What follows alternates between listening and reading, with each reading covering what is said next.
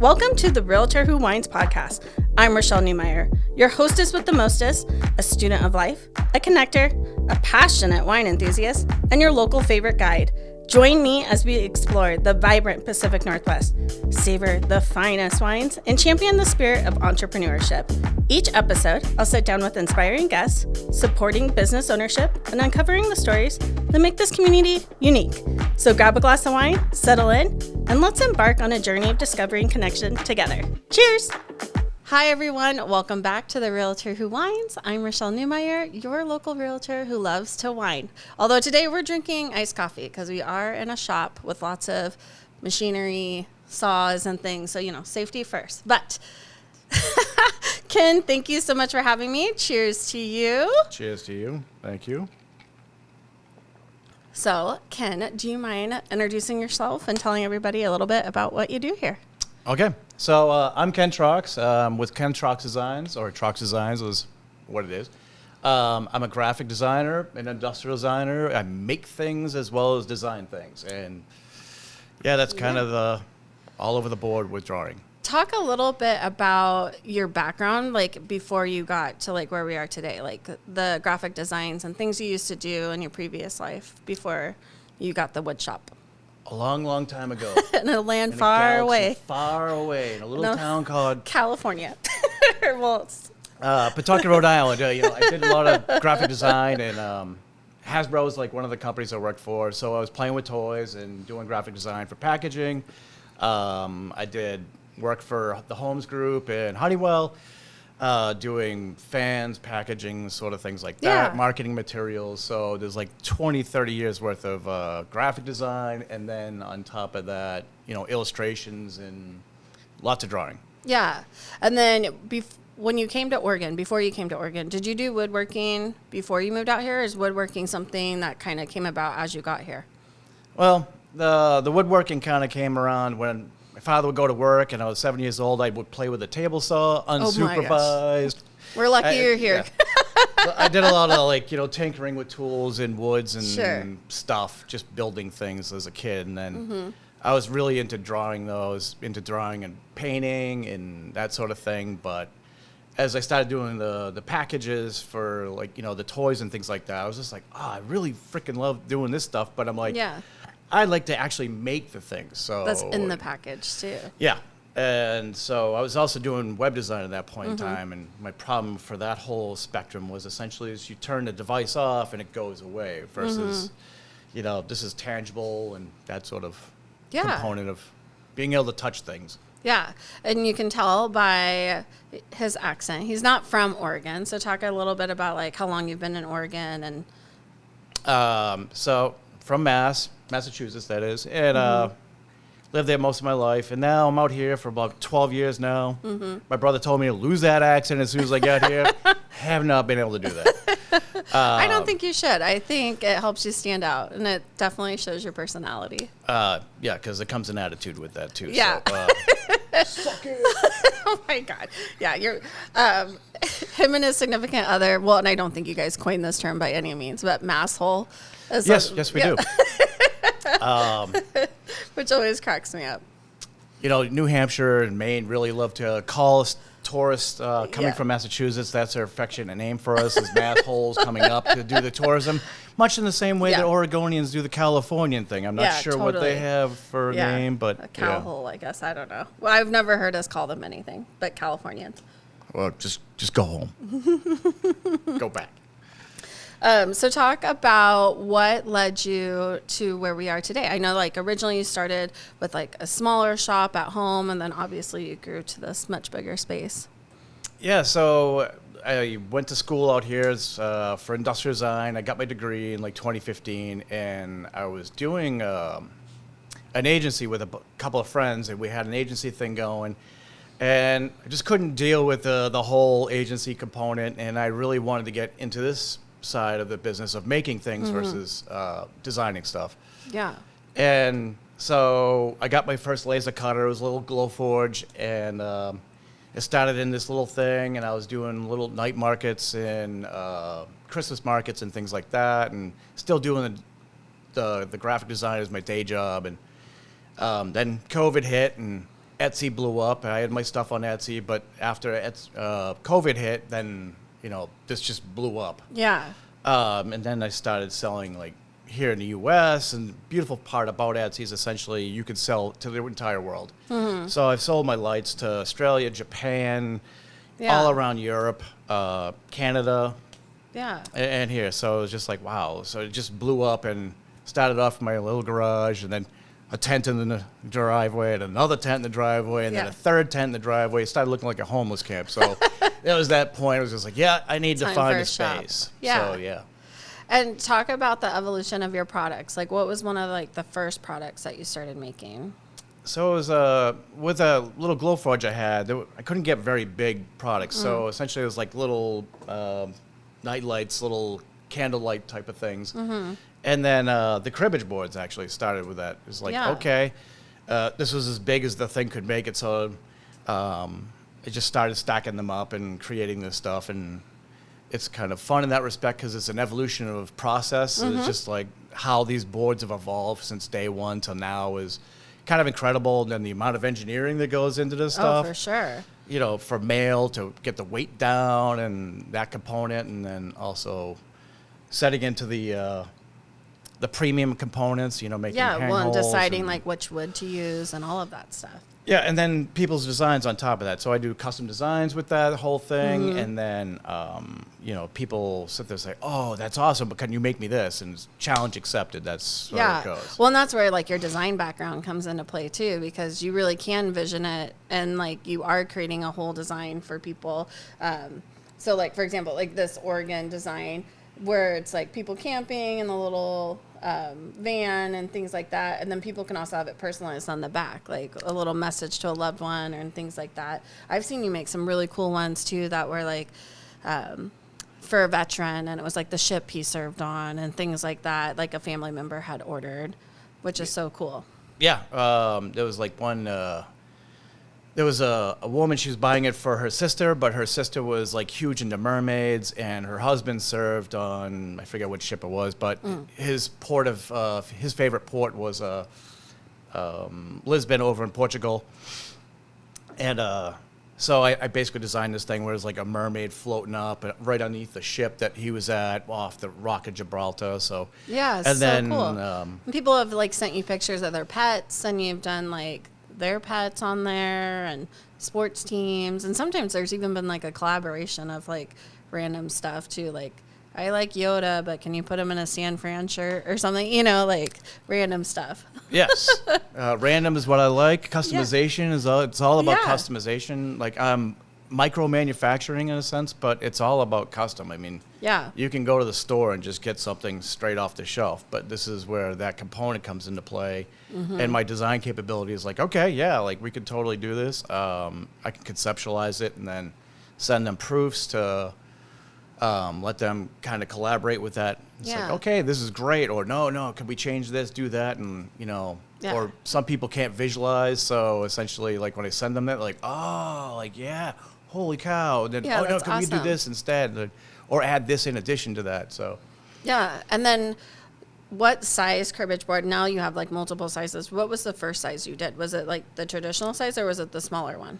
No, it was this guy, and then the little travel board was basically, some people were like, oh, we love this, but, I want to take this camping. So that's how the little board got, brought into circulation. Yeah.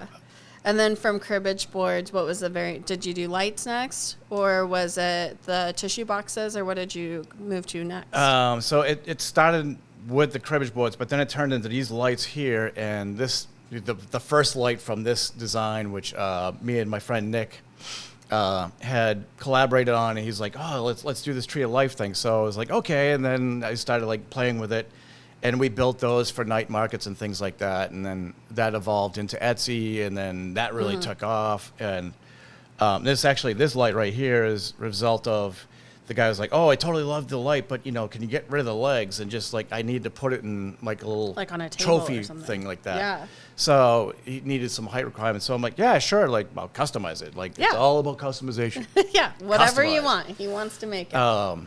And then essentially, I engineer all the parts, and everything in here is actually created through the laser cutter. It's all created from wood, except for like the bulb base. like all the parts here are made by me. Like Yeah. it's not like manufactured off the shelf somewhere. Yeah. And then the tissue boxes, somebody asked me, was like, hey, I love your tree of life, like the whole light thing, but can you make me a tissue box? And I was just like, ugh, okay. And I was like, all right. So I made the thing, you know, gave her like 4 of them, I think she ordered.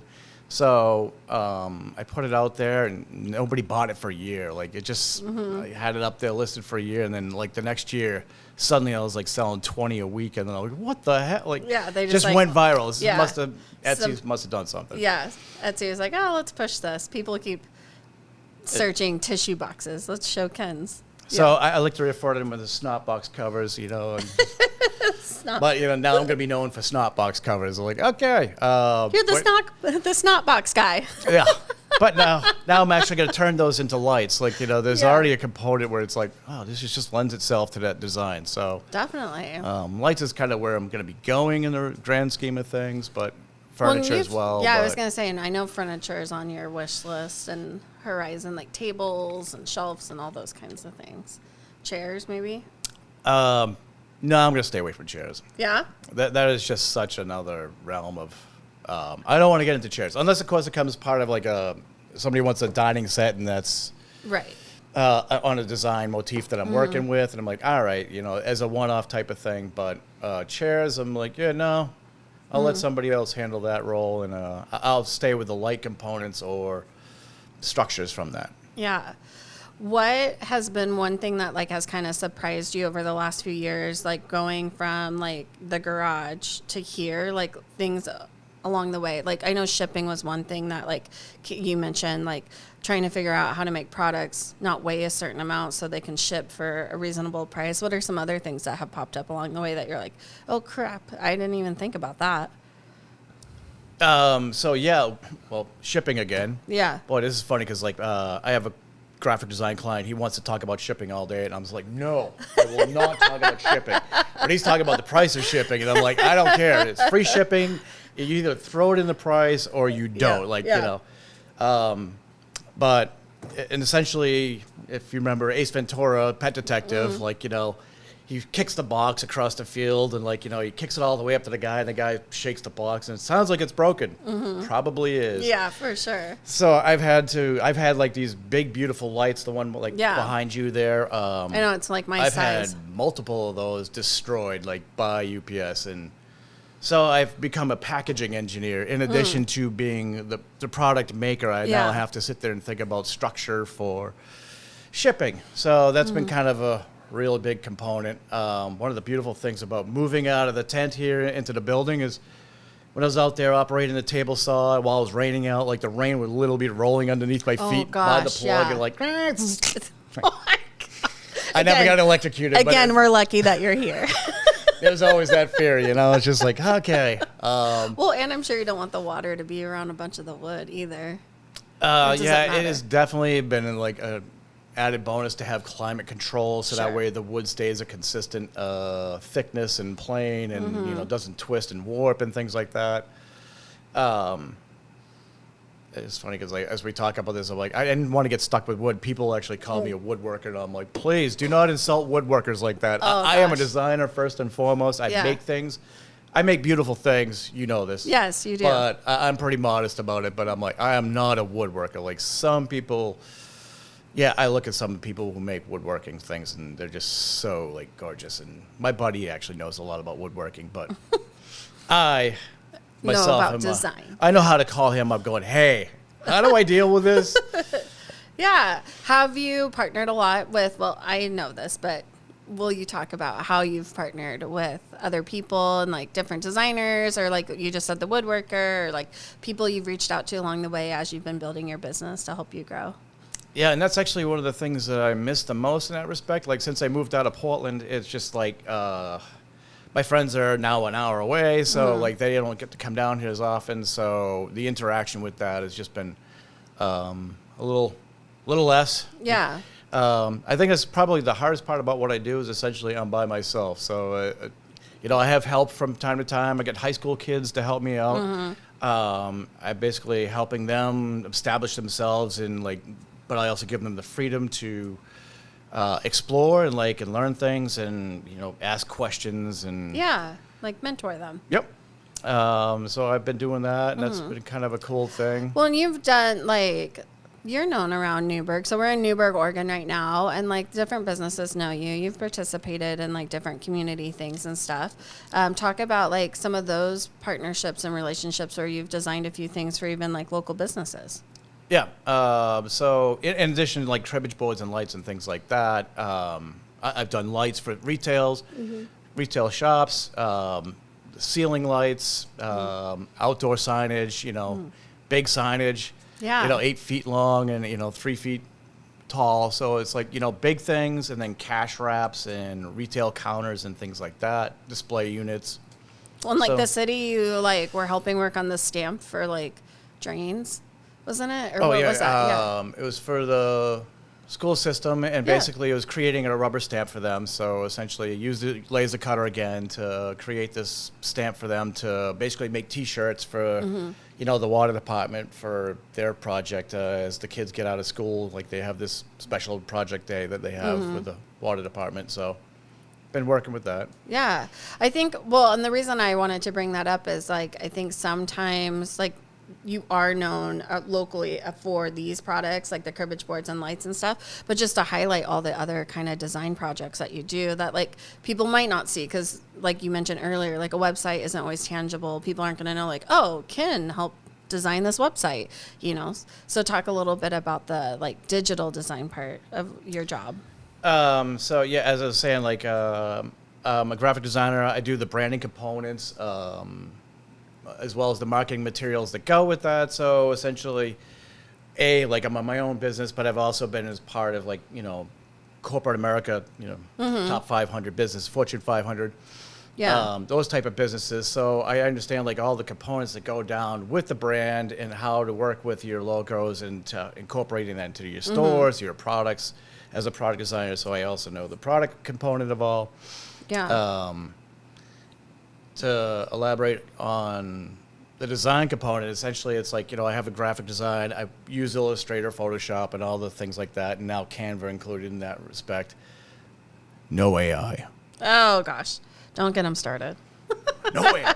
No, I'm not hating on AI, but there is a component to that. It's well, I'm a designer. Why are you trying to replace me with AI? Yeah.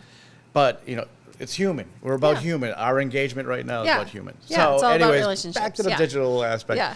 But I also do 3D modeling and things like that. So I make prototypes out of foam or plastics, 3D printing, all that sort of stuff to help people develop their product and put it on the marketplace or help them with the branding. Yeah. When you were first starting to actually build tangible products, how did you decide on pricing? Did it take you a minute? Especially since you started, the price of wood has changed. Sometimes it goes up, sometimes it's back down. Do you adjust your pricing accordingly, or has that been a learning curve for you? Yes, I adjust my price with the market, but one of the things too is also where do you want to be in a marketplace as a brand, as a individual. How much do you want to make out of this? And and unfortunately, with the cribbage boards in particular, it's a race to the bottom. Essentially, it's people are always trying to drop the price. There's so much competition in that marketplace. I understand Etsy jewelers who make stuff for Etsy and things like that. They're also in this problem of the race to the bottom, but essentially I basically just price myself way up on the premium end, and I make premium type of products versus anybody could just make this. Yeah. Well, and like you said, you do a lot of customization, so it's not like you can just turn and burn these. You're actually sitting down, designing a whole element of it, and then building the cribbage board. Yeah, there's the digital or design component to that, but then there's also just thinking about a brand's, where do you want to be? Do you want to be that entry point, brand, or do you want to be a premium brand? What are you? Who's your market? Yeah, it's kind of funny. It's one of the things I don't know who my market is. It's I need a social media person for that. I don't know anybody. Oh my gosh, yeah. What has been, I know there's been a couple times that there's been challenges with getting material, especially like as natural disasters happen and things like that. Talk about figuring that out in the moment and pivoting when that kind of stuff happens. Or do you just message clients and say, hey, it's going to be a minute because a hurricane hit and I can't get certain products? So far, I've been kind of lucky in that respect, though. Prices went ridiculous during COVID, but then pretty much anything that was a wood product at that point went crazy. Then some Russian dude went and invaded, Ukraine. Oh, God. But Okay. my point being with that Yes, is yes, essentially yes. Baltic birch was one of the staples of what I work with for material was, and that cost just went up through the roof for a while. Mm-hmm. Is since settled down, but there was a scare for a while, are we going to get these parts? And who knows what the relationship will be later on with China, because essentially all these lights have cords and plugs and bulb sockets, and that's where they're made right now. Yeah. There's no real American solutions for these things. Well, doesn't on your lamps this I don't know what to call this Oh, part, but didn't that get impacted? Yeah, well, thank you for reminding me because I completely forgot Oh, about. sorry. He blocked it out. He was like, "That's a time I refused to think about." I'm sorry. Here, I need a tissue out of the tissue box. Here you go. Yeah, for those poor people down in Asheville, North Carolina, Yeah. I forget if it was last year or the year before, where the hurricane blew through and just tore Asheville and a few other towns down there in North Carolina and Tennessee, I believe it was. Yeah. But yeah, there was That's where you source this material. Yeah, the mica material was being sourced from there, so there was quite a backup for a few weeks, probably about a month it took for them to kind of get back on the ground and do a thing. And which is actually kind of remarkable. I was worried that it was going to take longer than that, and that you'd have to find a different source. Yeah, I don't know how close. I mean, it's one of the things we're here in Oregon, and the funny thing is my relatives are back east, and they're like, oh my goodness, are you guys under flood watch? It's it's a big state, Mom. Yeah. This happened in one little town way over here. Yeah, sure. So their factory could have been 3 blocks away from all the damage, and so I don't exactly know in that respect but I'm happy to see that they came back online, and hopefully lives are returning to normal for them. So Oh my gosh, I hope so too. but yeah, there is a sort of that component of all right, where am I going to get materials from? And as FSC, forest, no. I was I don't know. Don't look at me. Anyways, FSC type woods, which is certified woods. So I try to get the premium products that are essentially sustainable. Mm-hmm. I try to work with that sort of components, but yeah, for sure. Well, and do you do that even here, when you cut a piece of material, let's say for a cribbage board, and you have extra material left, you're always what can I do with this extra material? You're always trying to come up so that as much as possible stuff isn't wasted, which I love. Right, and that's actually where I make a bunch of little Christmas ornaments and things like that. That's essentially how I've been upcycling that component. Yeah. There's a project I've been working on in my head for a while now for a little viola for, I think it's called the Joy Program here in Yamhill County, and basically they need little violas for 5 to 7 year olds, when they first before they get their first viola or violin. Oh, gosh. They basically use these things as practice dummies. So they don't drop, or if they drop it, they don't drop a violin. Right. Oh. Yeah. So they get used to it and do that sort of thing. But that's one of the things I was thinking about with upcycling stuff. Okay, how do I utilize this thing to make that so that way. So you don't just have all this waste. Yeah. Too. How did you decide on what stains and stuff to use? So on the cribbage board, you have different stains that make the wood different colors and things like that. Was that just practice and playing around, or did anybody say you should use this brand or these colors? Nope. Essentially, it's all about play. Mm-hmm. I play. I love what I do. Oh, yeah. I hate what I do. I'm in an You abusive the relationship. Yeah. As my counselor is telling us, small business is basically a domestic abuse relationship. Yeah, it's a just love-hate. Yeah. It just keeps beating me, but I Some just keep coming days back the for more. relationship's amazing, and other days you're like, why? Yeah. Days like, Yeah. I love what I do. What was I thinking? Yeah. Why? Why am I in business for myself? This is hard. I could just go 9 to 5 and pick up a paycheck and just go with life. That would be boring. You would get bored so fast. But you did. That's why you left corporate I used America. to do a ton of camping, so I would go out mountain biking and canoeing, kayaking, and all kinds of fishing and things like that. You don't have as much free time when you're a business owner. Now I play in my cave. Yeah. And I have a great time with it. Yeah. So there's a trade-off. Yeah. Well, I'm sure the artist in you love just like playing with the different stains to decide which ones actually work best for you and best for your products. Oh yeah, it was kind of amazing too. Like, cause I started with like a black stain just to see. I was like, well, what happens if I laser this? And like, whoop, and then the wood actually turns like golden brown underneath. So you may not like truly see it head on, almost like camouflage. Yeah. But you look at it from an angle, and then you get this like sort of gold component to it. And people really love that. Like that was something that really took off with the whole. Who knows what's going to happen? I make things, I throw it up on the internet, see what happens, and sometimes they buy it.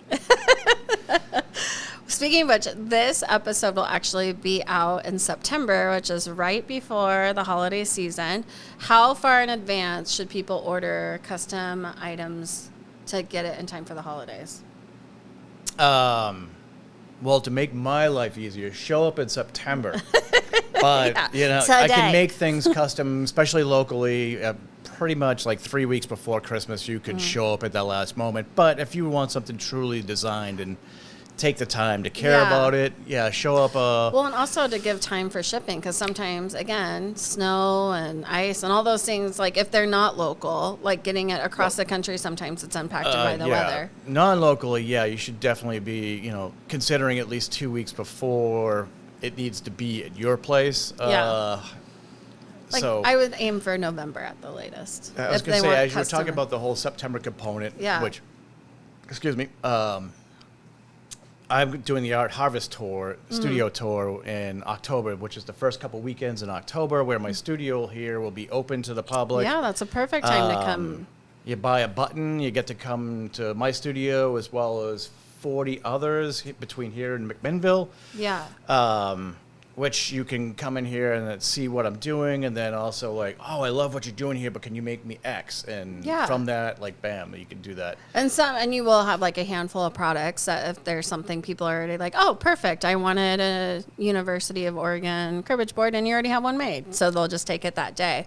But yeah, the Art Harvest tour, for anybody that doesn't know what it is, it's to really let people like Ken who don't have normal store hours or brick and mortar, because some of the artists that participate don't have a brick and mortar, so their art will be set up in other locations. But it's a way to like stop by people's studios or to see their art set up for a temporary time somewhere else. But when he said you buy a button, you buy that through the Chehalem Valley Culture you can Center. buy it through the Chamber of Commerce And the here Chamber, in town, or McMinnville, Yeah. or you can buy it online through artharveststudiotour.com. Yeah, but that button is what basically is your ticket to go to all the studios and stuff. And then you know for sure, like, oh, you could spend a whole Saturday touring studios, and then while you're out here, of course, stop by a winery and grab a glass of wine. Yeah, exactly. Yeah. It's Friday, Saturday, and Sundays, and actually some of the wineries have artists who don't have their own like studio for at home, or their home is not convenient to have a whole bunch of people rolling through. For sure.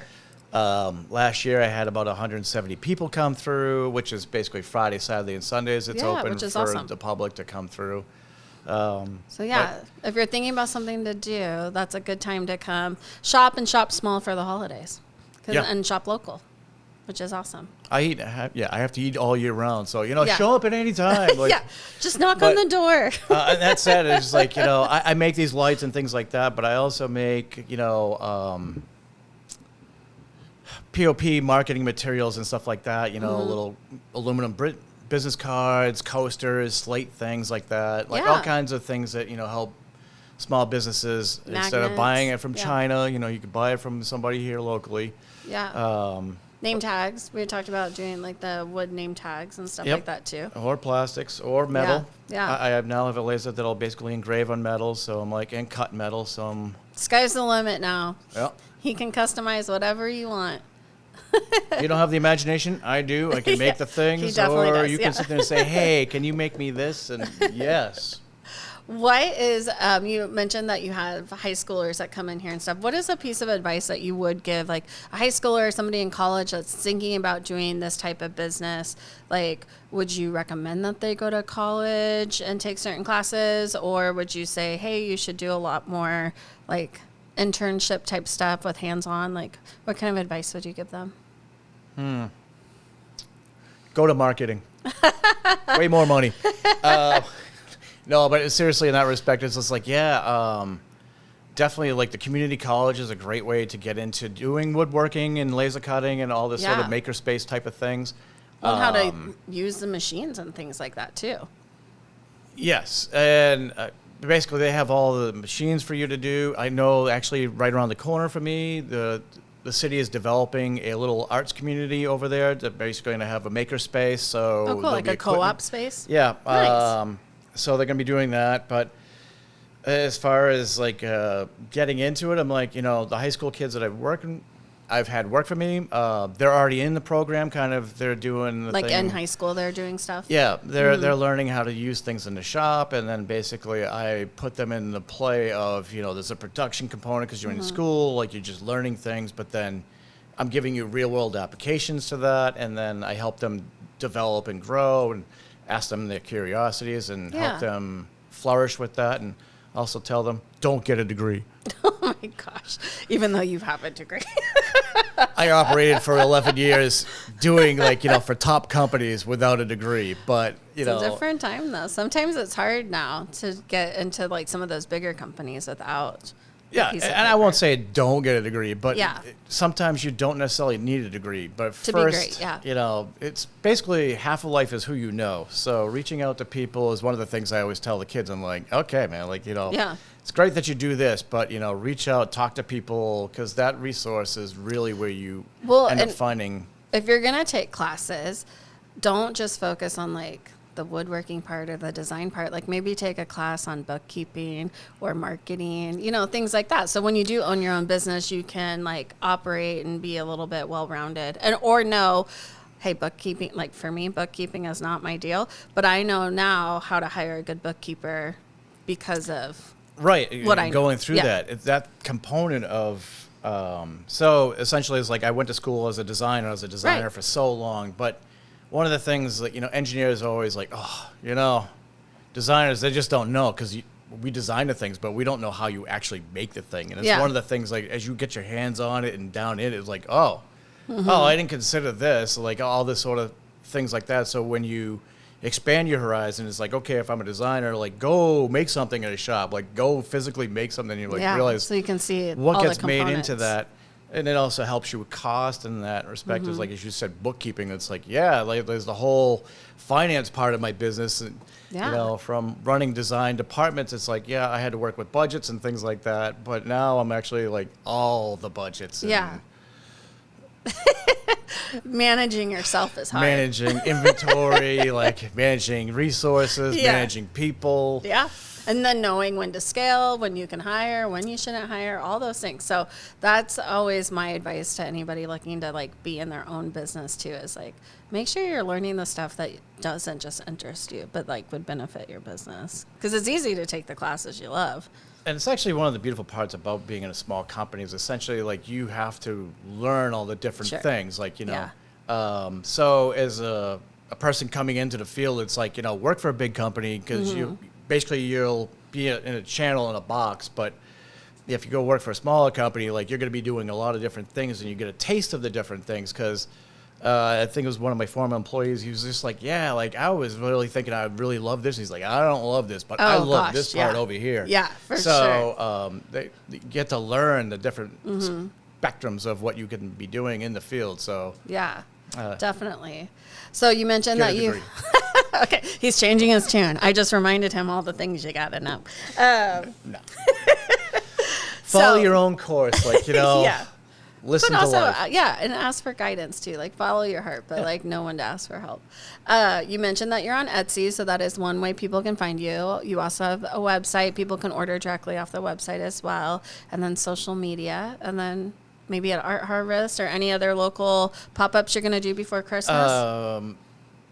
I'm not sure about markets. I'll play that by ear depending on how much time I have. Yeah. You know, one of the things about doing markets, I love it because it gets you in front of people. It's kind of almost like a free focus group, essentially. What do you think of this design? It sucks. Or it's beautiful. Like, we love what or you're a doing. design you might not like. People, like you were talking about the snot boxes. You're like, okay, lady. And then now it's like one of your top sellers. Yes. So besides that, there's like Pop Local up in Vancouver on the waterfront there. Then there's... not sure where else I'm at actually right now. Okay. Yeah. But I know the markets get harder and harder for you the more busy you get because you actually have to be in the shop shopping. Yeah. Or I might have to have somebody do the night market for me. And speak to it. But I'll do a couple of holiday, festival type of Sure. things. But that's it, probably. Yeah. Do you want to tell everybody your website really quick? Troxdesign.com, which Trox is Trox, like sly like a fox. Trox, Trox, design.com. Thank you so much for having me in the shop today and for being on. I really appreciate you. Yeah, and I appreciate you, and I really totally appreciate having you promote this. Yeah, of course. Thank you. And thank you, everybody, for listening and or watching. Until we see you next time. Cheers. Cheers.